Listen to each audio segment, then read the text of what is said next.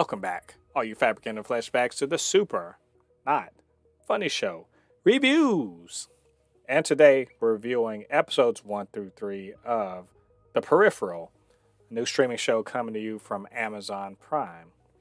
So, what did I think about it? And should you be watching?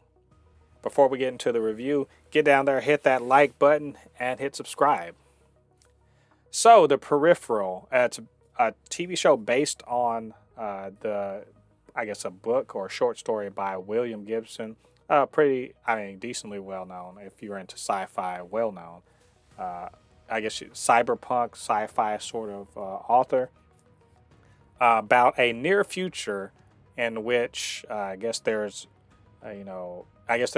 virtual reality and all that good stuff, and we have brother and sister, sister Flynne, brother Burton.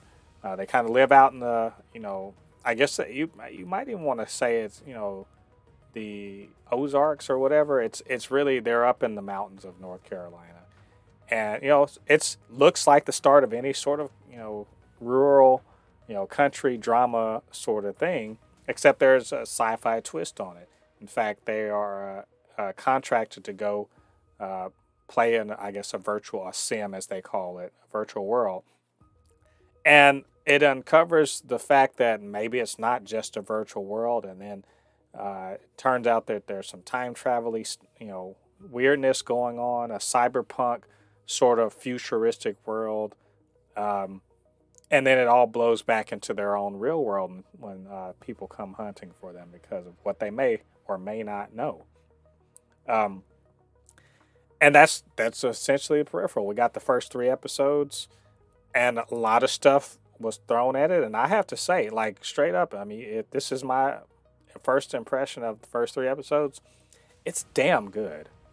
And it's a really, really good and satisfying over 3 hours worth of TV.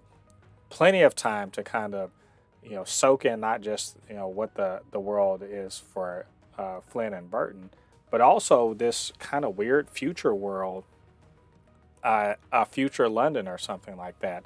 And I spoil it. I'm sorry, I'm going to have to spoil it to talk about this, but essentially that they can project their consciousness through time, forward, backward, etc., and to kind of go forward to the future to see this future world and all the things that they got going on, and not really know exactly what the world 70 years in the future is like without having known what goes on in the previous life. But some people, Flynne, she's the one that's really good at Sims. She sort of, in following the directions of the people who are paying her to use this peripheral to go, virtual reality into the future, sort of runs afoul of a agency or an institution, whatever, that's very powerful and sends people to sort of come back and kill her and whoever she knows. And it leads into really unfolding what this near future world is that Flynne and Burton inhabit in this small town. We also get a pretty cool cast of characters. There's the local, I guess you'd say, mob boss, if you will, a good old boy that really has a tight rein on the town, this small town. The mother who is suffering from a pretty terrible disease that has her blind and kind of bedridden. There's various friends of Burton who it turns out is an ex-Marine and is also cyber enhanced in this near future, fighting in some kind of war with his friends, and they are all very close like brothers.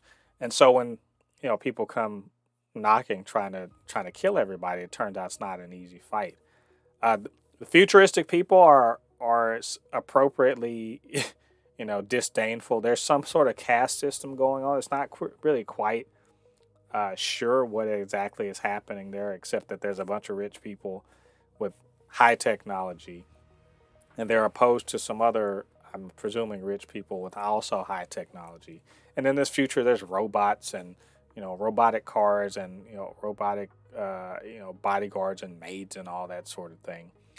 And we also have kind of, I guess you call it the fixer, who's sort of the go-between between when Flynn goes to the future and him was named Wilf, and as he's sort of on the he's not one of the the high caste people, but he's useful for them, and so he sort of runs in that circle.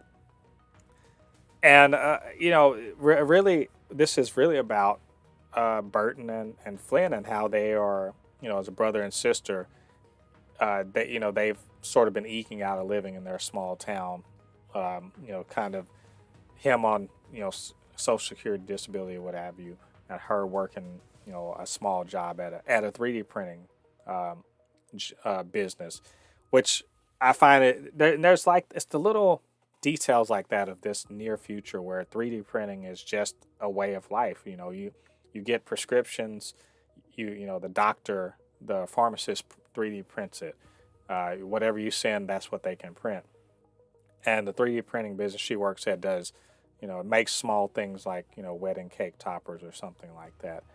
And now all that's and it's quite interesting to see the way that world unfolds. In fact, in the third episode, we really see, up to this point, it's all about this other world, the future world, and how are they going to keep themselves, safe from anybody that the future people might send. But in the third episode, we get to see more about I guess the like I said, the local big bad guy. He's the big man around town. He's who's a drug runner and everything like that. He kind of keeps it off the streets, but also keeps people out. And it's named Corbell. And we kind of get to see what sort of person he is, and it's really interesting. He's a bad man. He's a bad in the, in the same styling as people you see in The Wire or and Breaking Bad or Better Call Saul. These sorts of he's a big man who's got long reach and he's very dangerous, but he's also quite philosophical about things. But he doesn't play. And to sort of see the things he did to clean up the town was very ruthless. But also to see that Burton, having seen the horrors of war and everything like that, and he's not afraid. He's actually, quite capable in of himself. And how is this going to affect, their ability to operate under the radar as the people in the future get closer and closer. And I do want to actually shout out one particular performance that I think is just, it sells this show. Because you always need the bad guys to really be, very forceful, a big presence, somebody to be feared and to be, to fight against. And Tania Miller, I hope I'm saying her name right, Tania Miller, as Charisse Newland, the leader of the research institute that they're going against, is just, she's Bond villain in the best possible way, as in absolutely ruthless, elegant. She looks great, and she knows she's a badass and she's in charge and she holds people's lives in the palm of her hand. And the way that she is so ruthless in there's a kill. She kills someone in a way that's, stabbing them would have been fine, but nope, you got to do it in a very particular way, a very kind of horrific way. And it's, like I said, it's terrifying in the way that if you ever really think about a Bond villain and the sort of lengths they will go to really kind of get their way, that's the sort of terrifying I'm talking about. And she just looks good at it. And I can tell she's going to be that sort of bad guy that they just can't keep running away from. They've got to confront. Chloe Grace Moretz, excellent as Flynn. It's more about her than she's really the POV character. And to just see the way she has to go in between the two worlds, that's fun. She's really good at being, doing things in The Sims. She's smart. She's capable. She doesn't just take shit from anyone, even the people that are paying her all this money to do this thing. But also, she's, a little naive, a little unsophisticated. Not only want to say unsophisticated, a little just inexperienced. And there's a certain moment in the third episode where she kind of makes a connection with Wilf in a way she didn't intend to, and you can tell it's sort of changing her as a person.